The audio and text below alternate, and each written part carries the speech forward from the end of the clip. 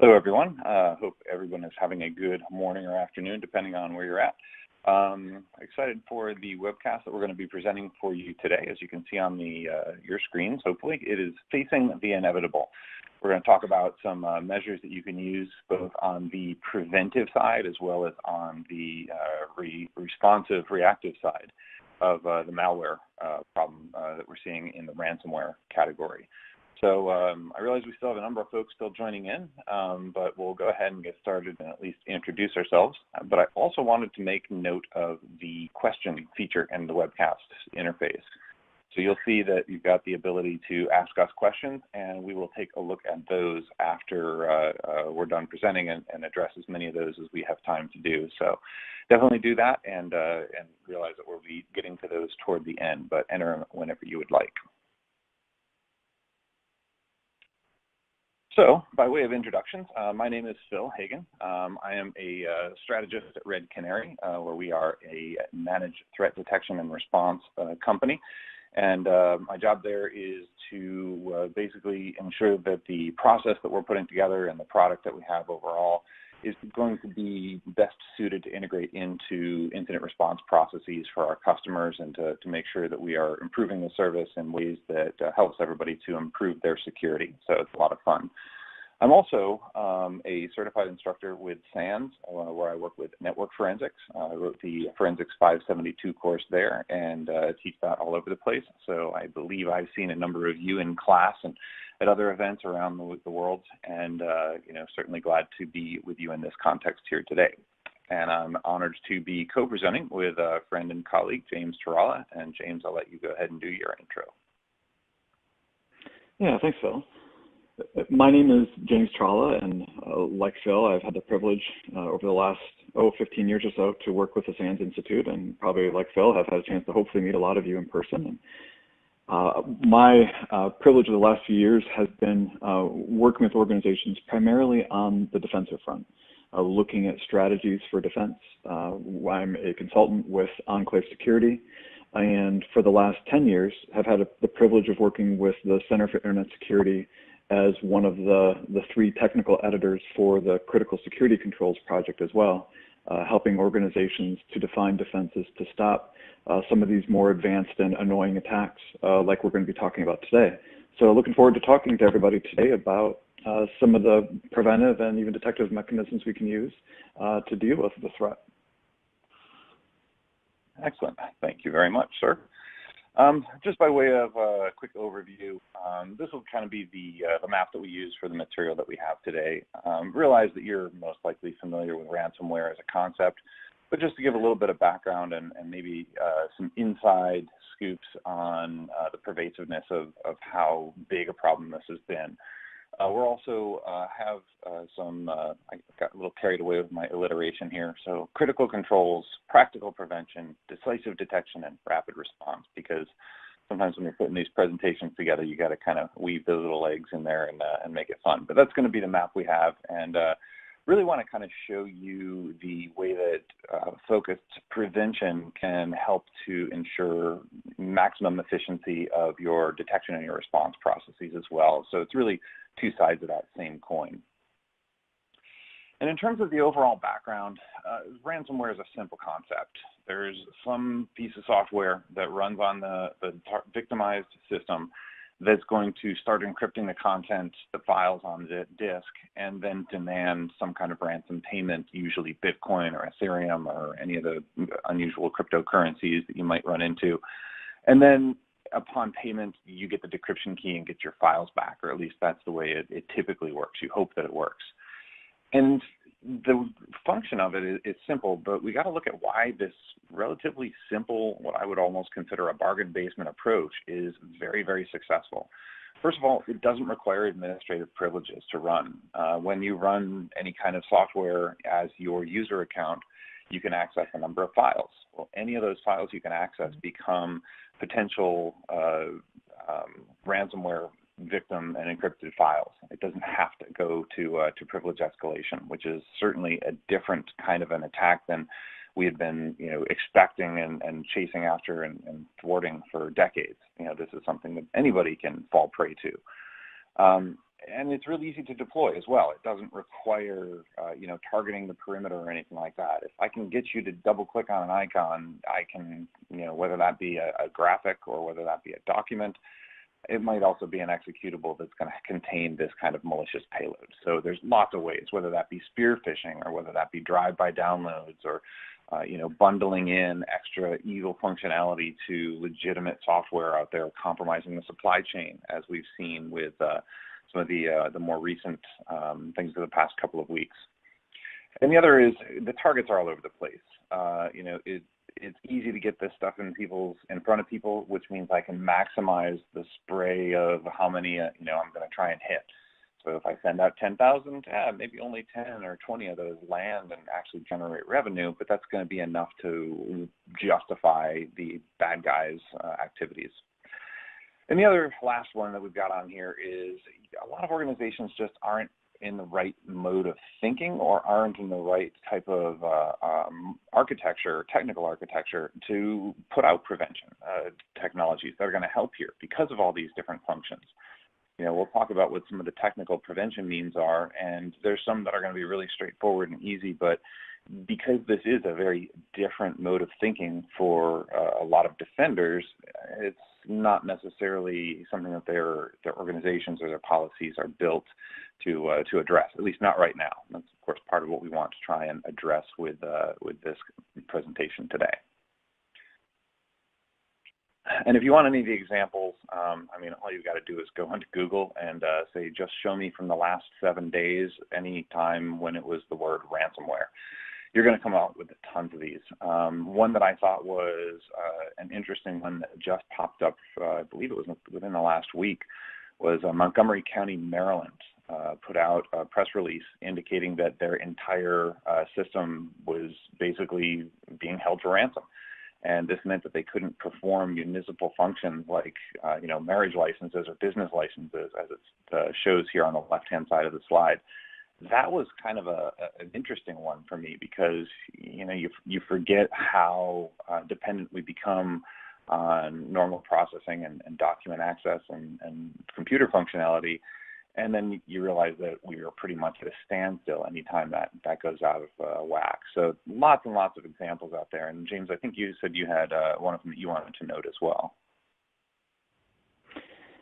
Yeah, and it's interesting to note too that it seems like there's been a bit of a progression with ransomware. If we look back as far as, let's say, 2008 or 2009 even, you think about Express Scripts, or you think about the state of Virginia and their prescription drug monitoring program and some of those examples. And in those cases, you have attackers that are dedicated enough to break into the environment. They're dedicated enough to go ahead and encrypt the data set. But then they're manually, in those cases, holding these systems for hostage. And it seems like there's been a progression then from these sort of manual activities to attackers realizing now that automation can easily be a piece of that as well. And so, anything from the things that, that Phil has described, or you can see some of the examples on the screen like Merck or some of those as well, it leads into these more automated attacks, whether it be simply for the purpose of doing the encryption itself and maybe getting some monetary reward out of that, or some of the trends that have been going on here recently as well, looking for maybe post-exploitation after the mission objectives have been completed by whoever the attackers are, using ransomware simply as a way to cover their tracks and sort of get out from the organization once they're done with their projects. So it seems like the level of insidiousness seems to be almost rising here over the last few years as we sort of see that trend continue. In fact, if we sort of look at our next slide here, you'll see as well, F-Secure did a great job, I think, of actually going through and naming some of the actual variants that are out there and looking at the trending that's been taking place here. And you really do see that increased growth over the last few years. I mean, if you look at those early days, we would have called this crypto locker. I remember we all of a sudden made a transition to crypto wall and some of these names in the early days because that's what there was. There was a couple of these variants floating around. And people realized all of a sudden, sure, there's a low cost of entry, like Phil had mentioned, and it's easy enough to get into the game. It's easy enough to find code online or maybe make a few modifications or figure out how to use encryption algorithms. And next thing you know, we've got a new variant floating around taking care of some of these things. So, is certainly that if you look at just some of the work that F-Secure has done, you can see that there's certainly no slow to this process.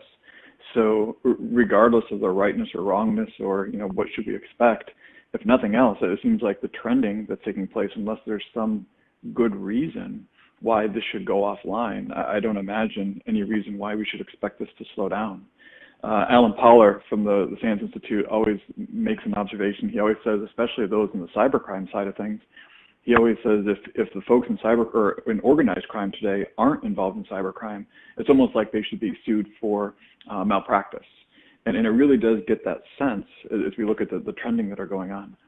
The other thing that's going on as well, I guess that I would point out is interesting over the last few weeks has been we started to see not just the creation of the malware or using this for the purpose of cache, although certainly cache motivations have been a big one.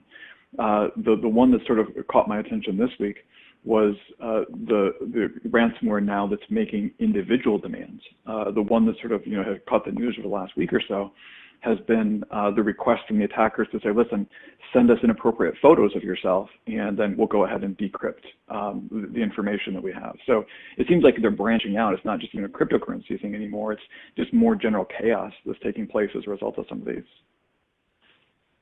Yeah, absolutely. And one that I think has been a frightening kind of development is the, call it the phone a friend or infect a friend. You'll get out of your ransom if you get two other people to pay the ransom on their systems. So it becomes this kind of self-feeding process. So that's a startling but a demonstrated change in the game as well.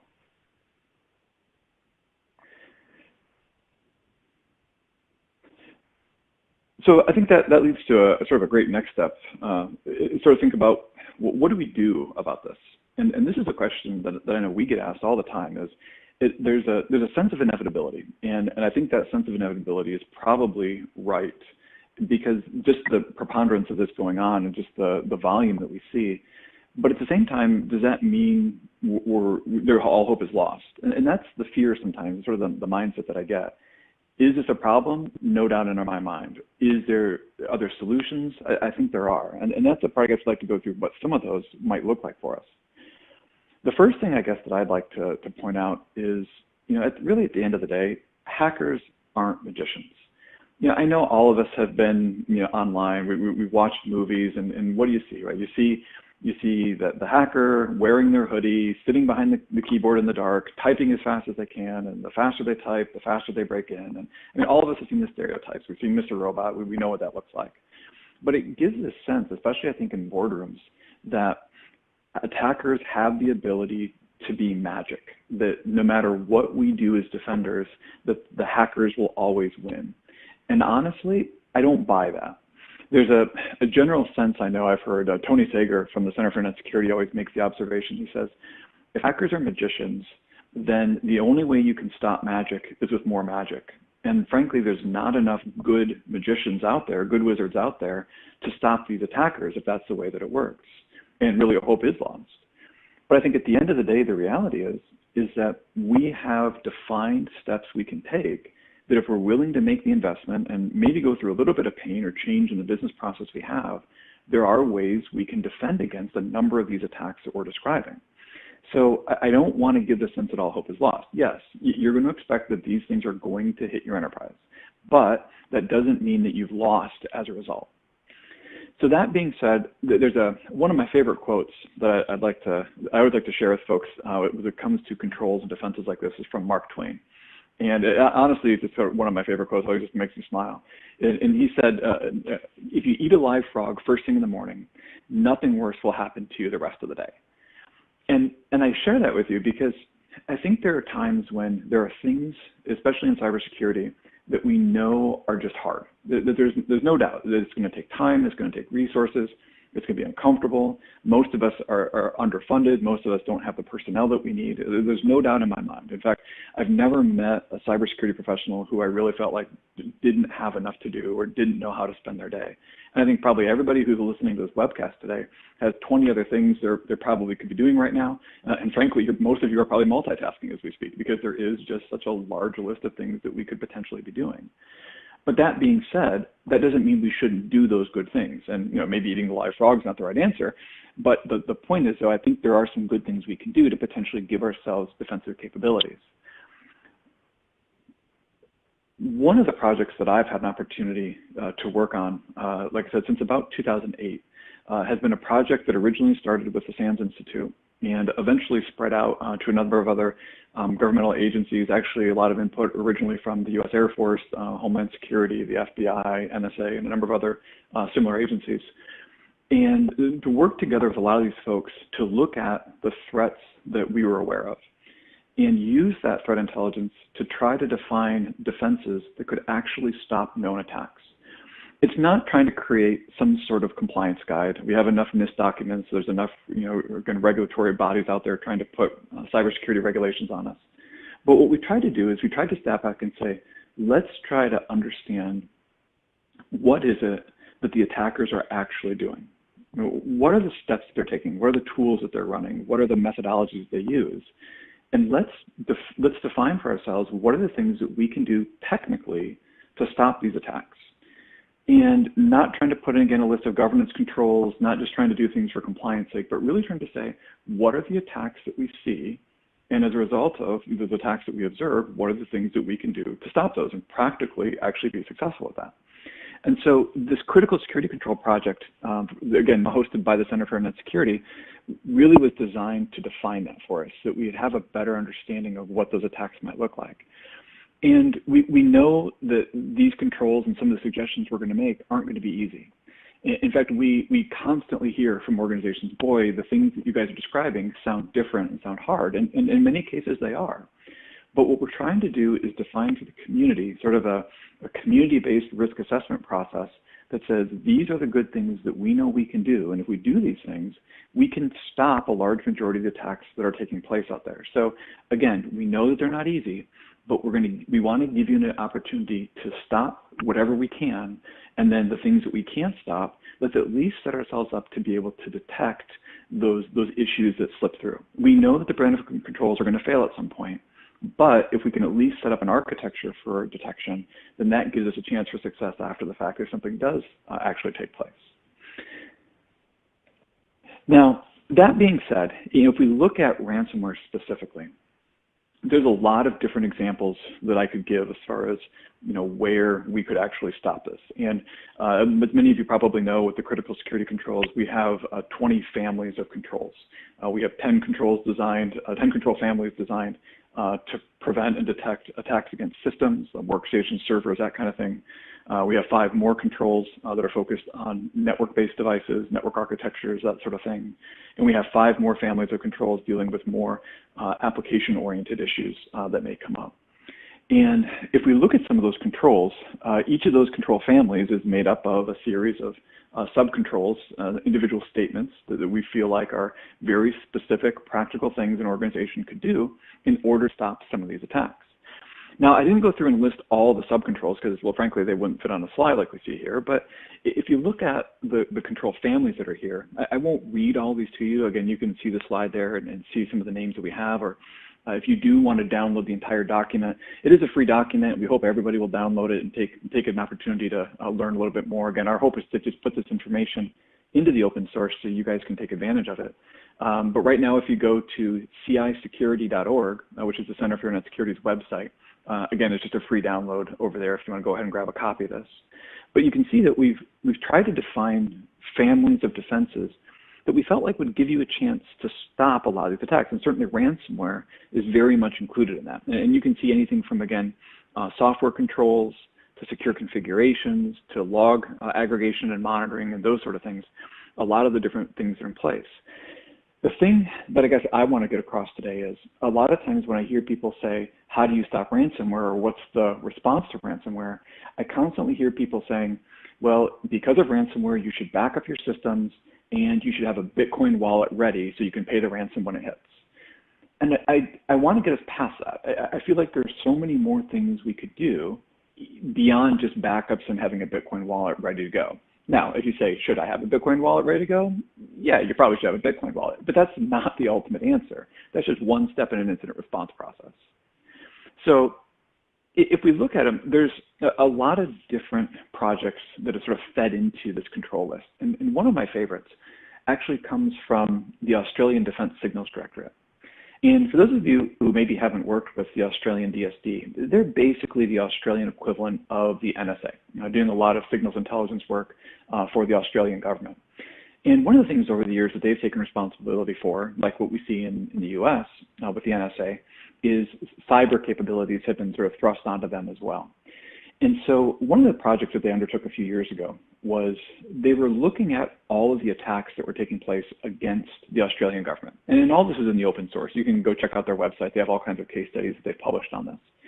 But what they did was they went through and they looked at all of the cybersecurity incidents that took place within the Australian government within a time frame that they had established. And they said, let's look at these and do a lessons learned and figure out what are the things that we could do to stop these attacks, to make sure they don't happen again. So they actually went through line by line for every incident that they had identified in that database. And they said specifically, what could we have done? And for example, they got very specific. For example, they said, this spear phishing attack occurred because Adobe 8 Reader was installed on this machine. It wasn't patched. It didn't have the sandboxing capability, so therefore that would have been solved by installing Adobe Acrobat 10 or later. I mean, they got very specific with this. And they identified 35 things repeatedly that kept showing up over and over and over again on that list.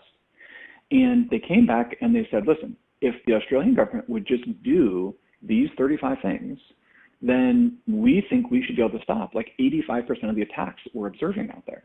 And, ransomware and these things all would be included in that. And so I had an opportunity to actually meet the gentleman who was involved in that project and did a lot of the original research. And we were talking about that. And I said, I didn't learn a lot in college statistics. But I'll tell you, one of the things I remember is whenever you've got these really round numbers, like 80%, 85% of whatever is true, what that tells me is you're probably making that up. Like, that's probably not a real statistic. And so I talked to him. I said, listen, is that a real statistic or are you just making that up? And he said, well, to be completely fair, we are just making it up. And I said, okay, well then, is there a real number? Like, do you actually have statistics? And he said, oh yeah, no, we have the data. We know exactly what it is. And I said, okay, well, what is it? And they said, actually what we've found out is if you do that, these things we've identified, you should be able to stop upwards of like 93% of the attacks that we observed. And of course I asked, well, why didn't you just share that? And his response was, well, we didn't think anybody would believe us. And he said, to be fair, though, it's not 35 things. He said, technically, there are 4 things we felt like if organizations would do these 4 things, we could probably stop close to that 93% number. And they called those 4 things their sweet spot. And that's actually what you see listed on the right there. Basically, they said, if you would just do these 4 things, call it cyber hygiene or whatever you think is right, but they said, if you would just do these things, you would be able to stop a large percentage of these attacks. Now, they identified application whitelisting, patching applications, patching operating systems, and removing local admin rights as sort of their solution in that space. Now, unfortunately, as it relates to ransomware, not all 4 of those things actually are applicable. However, the first thing definitely is. So even though, let's say if I patch my applications or patch my operating system or limit local admin rights, I know that's not going to prevent ransomware. That's not the nature, like Phil said a few minutes ago. This works in a user space, so I don't have to have local admin rights. I don't even have to patch necessarily. Or even if I do patch, let's just say, the ransomware can still take place. However, if I look at, let's say, that first one, which is sort of the number one thing that they said organizations could do to defend themselves, that would be one, I think, that has a huge impact on the potential for this ransomware to be successful. And that's where we, in the critical security controls, actually define in the second family, or the sort of the second priority that we identified, is organizations to have these software controls in place.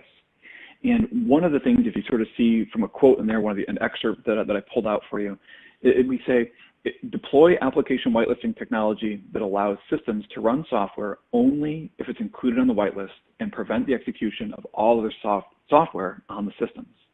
Now, I know, I talk to a lot of people every year about whitelisting. I know I feel like sort of an evangelist on whitelisting these days.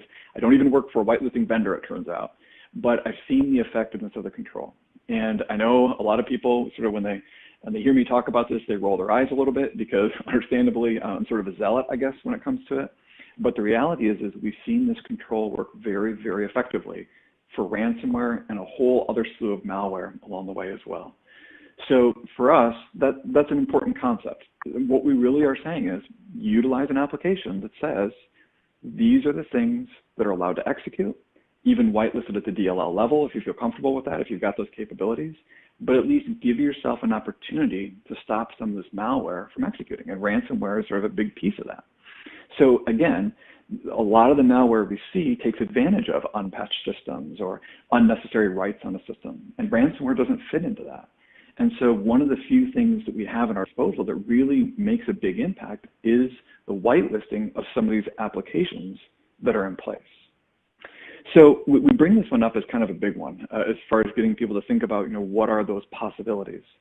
And one of the things I hear from organizations all the time, again, it doesn't matter if you're using a Carbon Black or you're using AppLocker from Microsoft or, Ivanti or, any of these companies at Ecto, whoever you're using, a lot of people look at this and say, well, boy, I can't imagine taking a hash of every file in my organization. I can't imagine creating even a list of software rules that say these are all the things I'm trying to support. But what I would even suggest is don't let perfect be the enemy of good enough. And even if you don't want to necessarily try to come up with a list of every binary that you're trying to defend against, boy, I mean, at least create a simple rule set. And the one that, I know I'll sort of contradict Microsoft on this, but in my opinion, using some of the default rule sets these application vendors provide is a great starting point, which is a whole lot better than doing nothing at all. In fact, specifically, I always tell people, if you decide you're going to try something simple like this, think of a very simple rule set. What if you just said this? Listen, what we're going to do is we're going to take away local admin rights. So if you're a general user, you don't get admin rights anymore. That's step one. If you do that, then follow that up and say, listen, what we're going to do is we're going to allow application binaries to execute from the program files directory. We're going to allow them to execute from program files x86, and we're going to allow them to run from the Windows directory. And remember, if you're not a local admin, you can't write to any of those directories. So you wouldn't be able to introduce new code into that environment if you're not a local admin. But with that simple rule set, things are going to break, okay? They always are going to break. That's how whitelisting works, right? And so sure, GoToMeeting or WebEx or, some of these programs you're going to have to write exceptions for. But again, you're going to have maybe a couple dozen exceptions, not a few hundred, not a few thousand exceptions. So it can be a couple dozen maybe that you have to come up with here. But when you've done that, what it does is, if Phil decides he's going to try to phish me, and Phil sends me ransomware and puts that in my inbox, well then when I try to run that out of my profile directory, it doesn't execute. And that's the benefit that simple whitelisting rule provides. And like I said, if you want to do sort of a nice fancy system with a little bit more detection capabilities, there are tools like Carbon Black and others that are out there you can use. Or if you want to even have just a really simple architecture to get started and have some of the nicer versions of Windows, use AppLocker for that same purpose. But there's a lot of toolkits that are out there that provide those capabilities, and that may be a place you want to start. There are other controls too. I always specifically like to tell people, especially looking at the logging front, I think that's one of those areas that we don't spend enough time with. We always focus on the preventive. Now, we could sort of spend a laundry list on that, but again, if I were to have you walk away with just one thing, I would say, boy, try whitelisting if you can. Think about it at least. Consider the possibility that might be something worth looking into. And secondly, I'd say look at logging as well. I know Phil's going to take some time here in just a little bit, but what we'd say is make sure the logs, even if you don't have the time to aggregate them yet, at least turn them on, give yourself a detective capability so you can respond if this sort of thing takes place. And with that, let me turn it over to Phil. And Phil's got a little more specifics here we can give us. Yeah, thanks very much. That's a perfect segue in. And I'll take this transition slide opportunity to say that for a lot of the preventive technologies, they do dovetail really nicely with some of the things I'm going to hit on here in the detection and response phases. They're definitely, complementary, and as you're going to see, and I get into this in a few more minutes here, figuring out the exact right blend between all of these different approaches is up to each organization to tailor to their needs and their budget and all their other conditions. So really good way to work together through all that. I'll start out with the detection side, saying, kind of following on with what you said about the critical control for logging, is I'll phrase it a little bit more broadly and just call it instrumentation. We really need to make sure that our organizations have visibility into behaviors across the entire environment. And what kind is that? First of all, it's largely on those other conditions I mentioned, budget and your mission area and your organization's size, for example. A 300,000 endpoint organization is going to have a very different problem with endpoint data than a 300 or a 3,000 endpoint environment, for example. But we need to have that visibility deployed out far and wide, because whether you want to look at this as Murphy's Law or just the attackers learning where blind spots are, the problem typically is going to happen where there isn't visibility. It's just kind of the way that goes. So unfortunately, we need to take that cue of the natural occurrence of just life and information security and push our detection capabilities to observe everywhere we possibly can. We don't necessarily just want to have network visibility on the perimeter. We've got to worry about lateral movement. So we're going to want to bring that down the org chart or down the network diagram, a couple of layers. And in order to do that, we of course need to know where our assets are, especially when you want to look at things from an endpoint perspective, which is really where the battleground is for ransomware specifically. So we've got to know where our assets are. Do we have an adequate inventory that's current of all of our systems? Do we have our visibility platform? I know you mentioned Carbon Black or any of the other endpoint type technologies.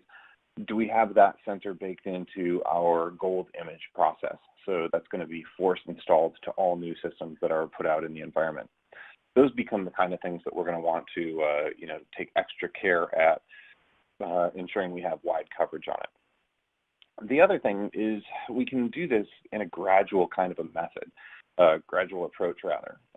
Big organizations often, when I'm talking with them, say, that sounds all good and well, but some of them have 500, 600,000 endpoints.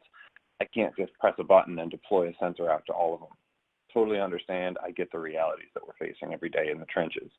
So let's work on prioritizing those. You might want to focus, like it says here on the slide, on the high value assets. Maybe your executive management, maybe if you're in a research and development type of a role, like a pharmaceutical company, maybe you're going to want to put the visibility out in your research section. If you're a bank, of course, that would be where you're actually moving money around, where you want to have the instrumentation where the attackers are expected to go. I use this kind of analogy in class all the time, but we like to say that bank robbers rob banks because that's where the money is. We've got to try and focus our attention from a security and visibility point of view on where we expect those attackers are going to go. And one thing that a lot of folks do mention with regard to ransomware specifically is that we have this extra, Uber detection capability, which is our users. Because, ransomware pops up and you get that big, warning slide, the users are a lot more likely to call for help. Whereas, something else pops up, that's less intrusive. That may not be something the user ever alerts the organization's security team to the event. However, I've got to take a look at that and think of it practically, because although, yes, the users are going to detect that, so to speak, they're also detecting that after the damage has already been done. And when you see the speed with which a lot of these ransomware variants are able to carry out their mission, that's when the game's already over at that point. So we've got to consider that one, but realize that if we do get that user report, we're in a very, very high, high action type scenario, and this isn't something that we can put as a low priority response because the damage, like I said, has been done. We need to get out there. But that instrumentation overall is only one component here. We've got to figure out what happens next, and that what happens next is going to be very, very important to do quickly and to do extensively, because we got to process that data. And again, this is going to depend on the size of your environment. Does your environment, generate just a couple of gigabytes worth of sensor data or log data per day? Pretty manageable. You can drop that into even a small aggregator of some sort. But if you're generating terabytes of logs per day, you're going to have some means of trawling through that volume of data efficiently, effectively, and certainly in a reasonably fast period of time. And when we do this in all situations, we want to minimize those false positives, of course. Example of that James had gave earlier that I thought was ideal is when you do that initial type of application whitelisting and say, only allow these few directories to execute. You're going to have a lot of alerts that are going to get generated because of those GoToMeetings and some of those applications that have to run out of other directories. It's just the way that they are built. So those are going to be false positives. We want to get rid of those. And there's going to be a tuning phase during the initial stages where you're going to find all those applications and determine the valid ones from the invalid and put your exceptions into place. But that's a part of the process of minimizing those false positives, because as we're going to get into more extensively in a few moments, we've got to focus our IR team's attention on the really important stuff. And the more low-hanging fruit as we're going to see that we can kick out of the way, the better. So minimize those false positives. Let's not waste our time on them. If any of you have the unfortunate job of listening to or reading maybe the IDS alert inbox or anything like that, I won't name names, but there's some out there that will alert on darn near anything, and you're going to get thousands of alerts per day, and you got to figure out which ones matter. But it's not just looking at what's been provided, because there's this extra layer of enrichment that goes into it as well.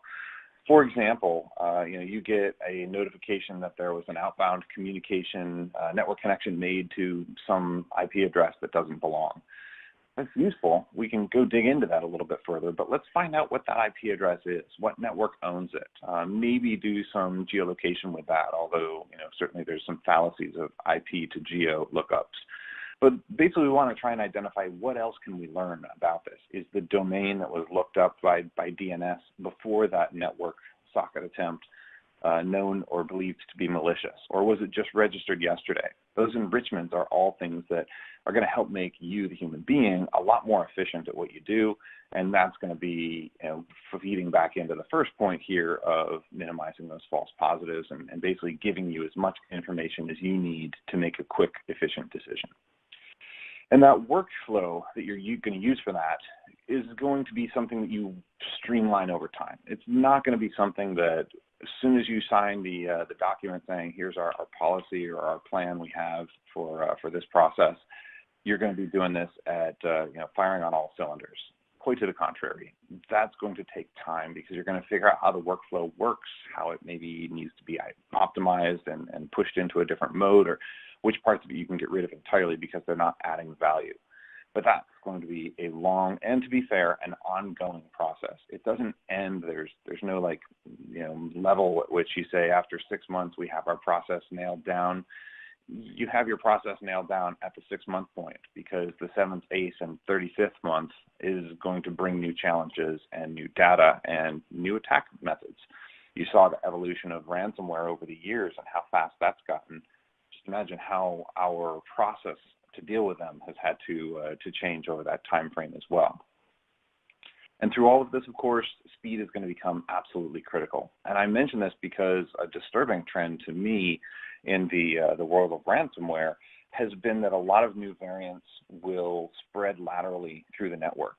So you're going to see that after the infection event occurs, they may try to springboard along via any of the various peer-to-peer type spread mechanisms, even just through native SMB, for example.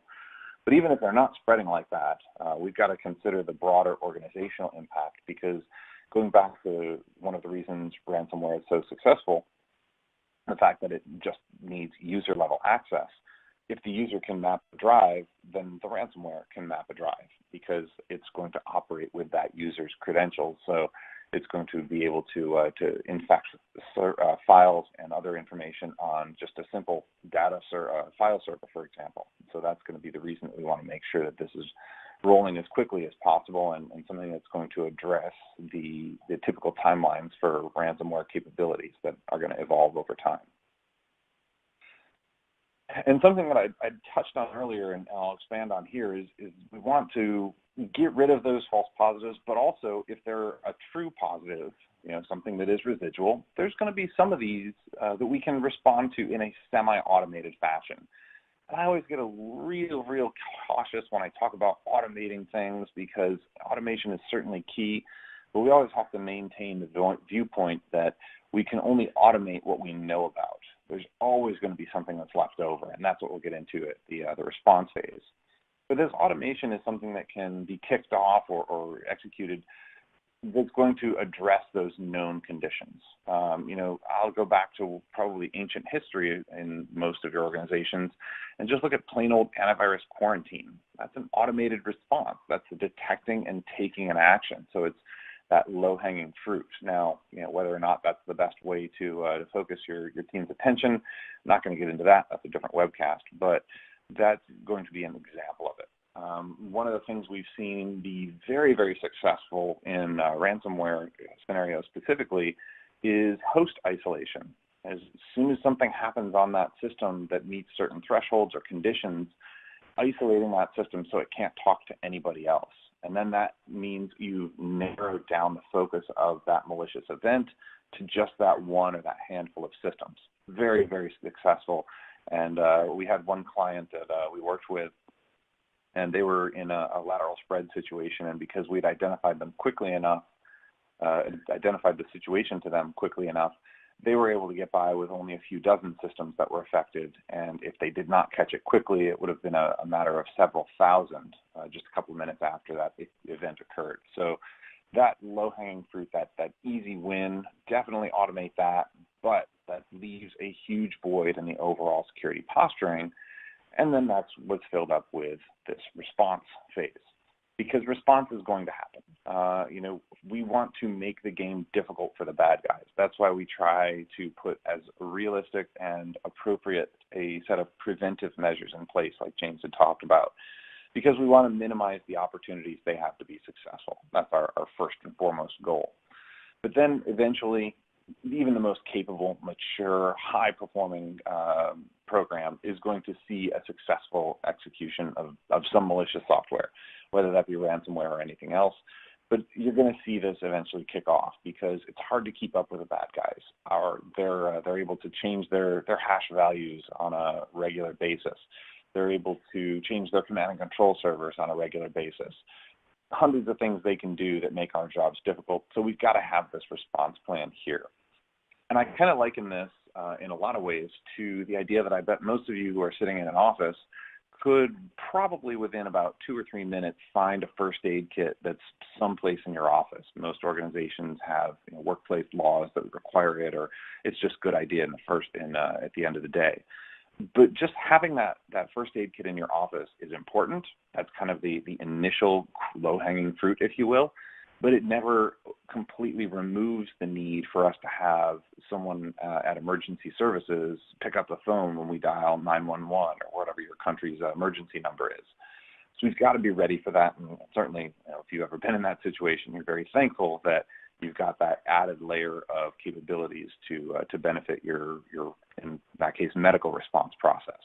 But the IR team is going to be that equivalent to the emergency services in the InfoSec game. So we want to make sure that these all work together. We want to minimize their inexpensive resource, both financially and in terms of time-wise, our IR team that is. So we want to minimize the times we have to use them, and we want to make sure that they are ready for the response process with all the information they're going to need. And that goes back to what we talked about. We're minimizing the times we have to use them through appropriate preventive measures. And then our detection, when it's widespread detection capabilities and visibility, coupled with enriched and timely information from the detection and the analysis processes, we're going to feed that to the IR team, and we're going to give them, in many cases, everything they need to conduct the IR, and that's going to be just right off the bat. They can start the response process.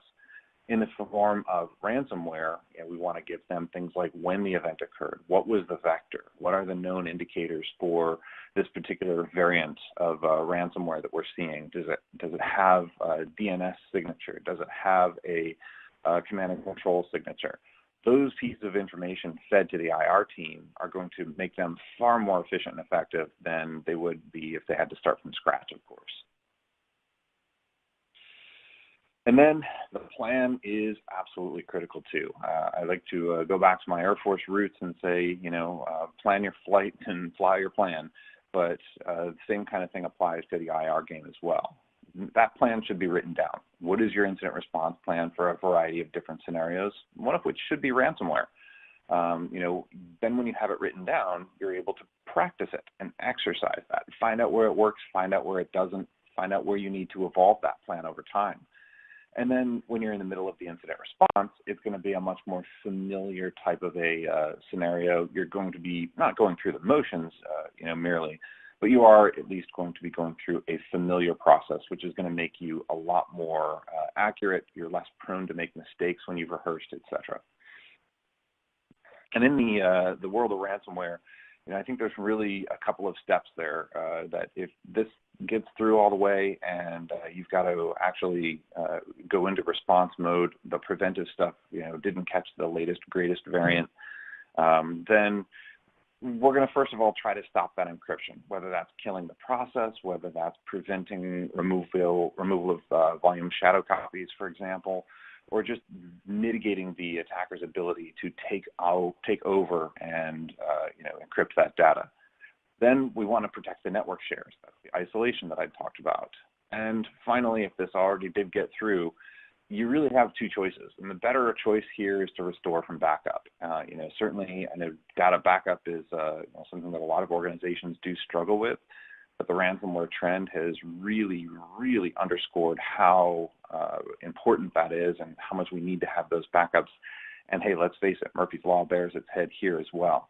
We've got to experiment and practice restoring those backups because you don't want to learn that your backups have been broken for 6 months when you're in the middle of a ransomware epidemic, for example.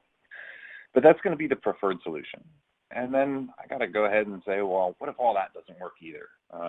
Whether you have a Bitcoin wallet on hand already or not, you're going to have to pay that ransom. You may as well, I wouldn't even recommend any clients start doing, reversing of ransomware to try and figure out how to decrypt the content. It's really going to take you a ton of time and therefore a ton of money to do that if it's going to even be successful. As ransomware gets, I hesitate to use the term better, but as ransomware gets more capable and more complete, you're going to see it much more increasingly difficult to reverse that out and to get your data back. So you just got to pay the ransom at that point. And I'm sure one or two you have probably had this experience where you get to go in and sit down with the head of finance or the controller, whoever that might be in your organization, and say, so I need to file an expense report for this Bitcoin thing. And then you get this deer in the headlights look because they don't know what you're talking about. And then you get to explain the finer points of cryptocurrency and then try and get your expense report approved, because that's going to be the only practical, efficient, and effective way of getting that data back. So, in closing, there's really a bunch that we can kind of touch on here, but I'd like to throw back to James real quick before we go through some of the closing points to see if you had anything else you wanted to add in, or you can lead us into the closing section. Well, the first thing I guess I'd like to say too, just as a reminder for everybody, if you have any questions you want to post, now is probably the time to do it. We've got a couple that have come in already, but if you have any, just go ahead and post those in, and we'll take a couple minutes here, just a second, to go ahead and answer some of those. And I'll just, again, echo some of the things that Phil has said. One of the things that I'm fearful of is that as a whole, organizations are taking the approach of crossing their fingers, hoping for the best, and saying just, I really hope my users don't do something stupid. And I think the message you're hearing from both of us is, don't just wait for these events to make this plan. If you don't have this already defined, put this into your incident handling plan. Have a preventive approach, know what you're going to do. Have a response plan, know what you're going to do in advance. Don't wait for this to happen. And that being said, turn it back over to you, Phil, for some of the closing thoughts. Yeah, absolutely. Thanks. That's a really good point about not waiting for it to happen as well. Planning becomes maybe not the most glamorous part of the security process, but it's probably the most important. I like to phrase that by saying, don't rely on a strategy of miracles to hope you're going to make your way through. It fails 10 times out of 5. It's just not the good way to go about things. And then, kind of closing up on the ransomware specifically, is that there's no, as it says here, no recipe for the specific set of prevention, and I throw in there detection and response. it's going to be something that you take these broader industry trends and best practices and tailor to your abilities within your organization, subject to your constraints and other parameters, and make sure that you're building something that works best for your business purposes.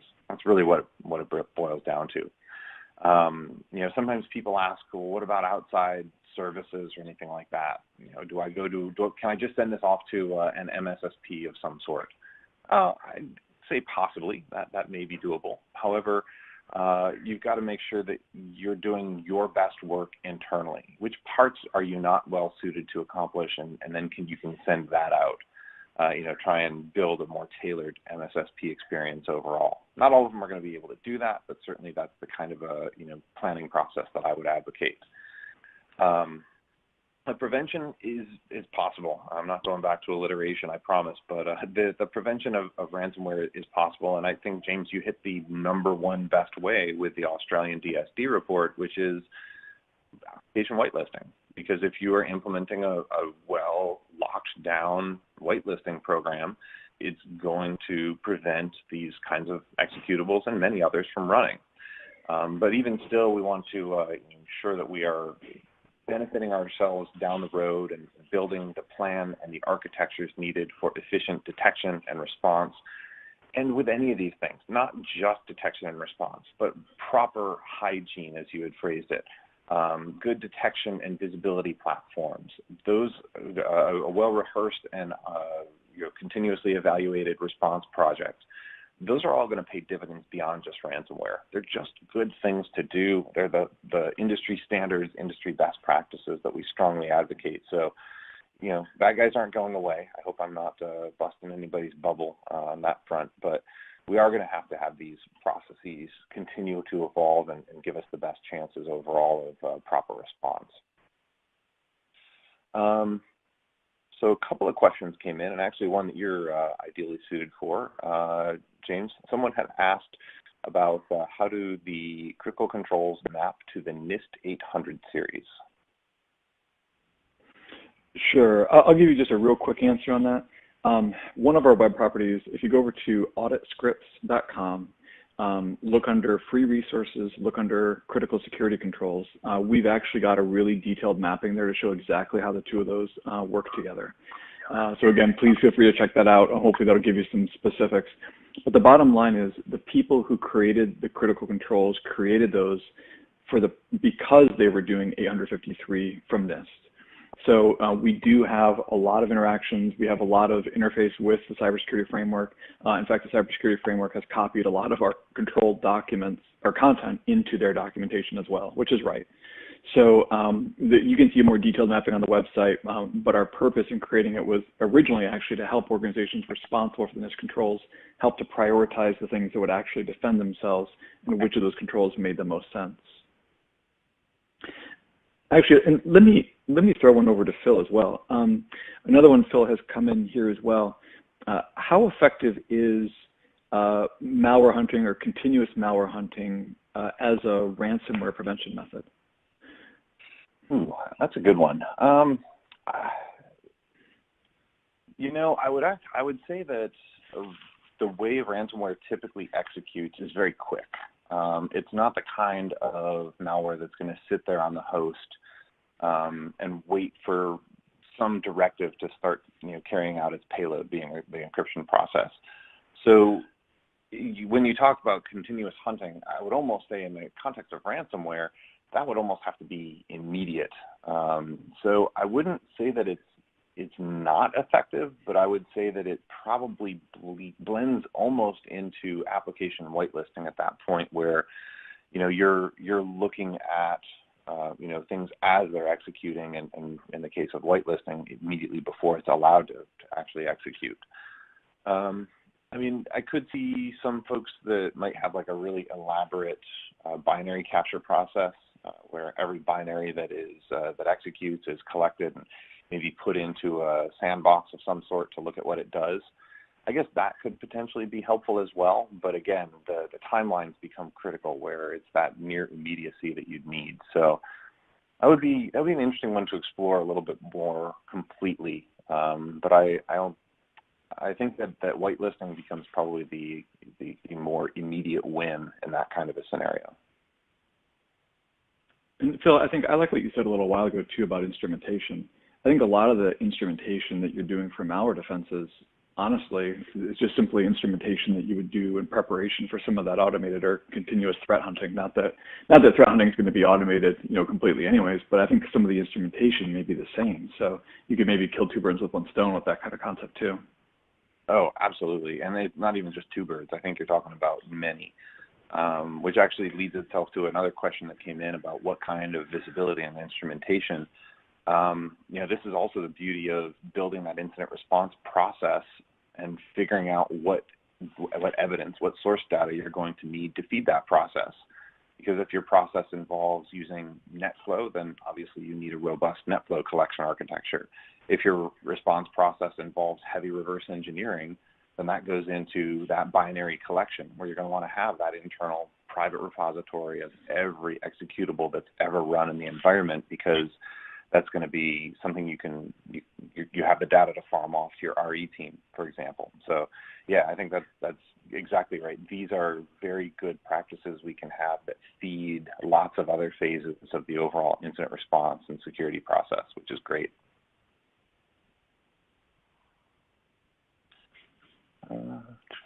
Here's one that you might be able to grab as well. James, someone's asking about Microsoft's new anti-ransomware technologies and their Windows 10 updates, and how that kind of factors into the overall process of stop prevention and detection. Sure, and actually it's an interesting one.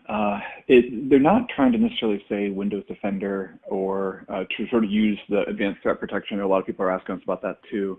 But in the fall creators update, they are going to release a new feature in Windows 10 that's looking at the way binaries write to network shares. This is not whitelisting. It is not going to replace whitelisting or some of the instrumentation that Phil's talked about.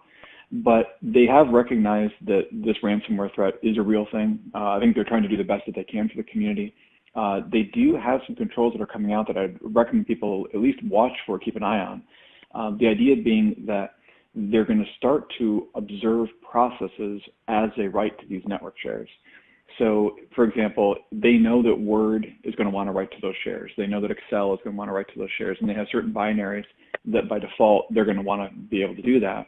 But if all of a sudden now you've got a process, call it Outlook EXE or something along these lines, or another that maybe wouldn't normally do that, or some other spawn process coming out of a CMD shell, those kinds of processes then would be denied by default. And so it'll be a feature set. It will require certainly some of the newer Windows 10 and 2016 architectures to do. Maybe not a complete solution, but probably something for us to keep an eye on, because if nothing else, even if we don't have the other instrumentation or preventive controls in place, it might be something we could use as a stopgap measure while we try to put some of those things into the organization. Very cool. Yeah, certainly kind of continues the trend of that, I call it, an arms race essentially, where everybody, good guys and bad guys keep getting ahead of each other at different times, and we keep moving forward. So that sounds like a really good development. Well, I haven't seen any other questions pop in. So if there are, please feel free to drop those in here. We'll do our best to address them before we jump offline, but I want to be respectful of everybody's time and keep ourselves to the hour time frame, and maybe give you an extra minute to grab a coffee or a drink before you move on to your next task for the day. But I want to thank everybody for your time joining us today. Hopefully it was useful and informative. Certainly appreciate the chance to present with you, James. So thank you very much for your time and support for the webcast as well. We've got the blog link here. We will also, at the end of the webcast, you'll get an email with some of the resources that we talked about, some of the links and such. So they're going to be adding all those in there, so you get a whole bunch of follow-up data as well. And if you have other people you would like to watch this webcast, it'll be archived, and you'll be able to see that after the fact and send that on as well. So I think that's all I have. Is there anything else you wanted to add, James? No, just thank everybody for being here today. Hopefully we can give you guys some resources, and hopefully you can check out some of the links and some of the information we provided, and maybe do a little more digging when the webcast is over. Absolutely. Well, thanks again, everybody, for your time. Have a great rest of your day, and we hope to see you at one of our events sometime soon. Don't hesitate to stop by and say hello wherever you might be.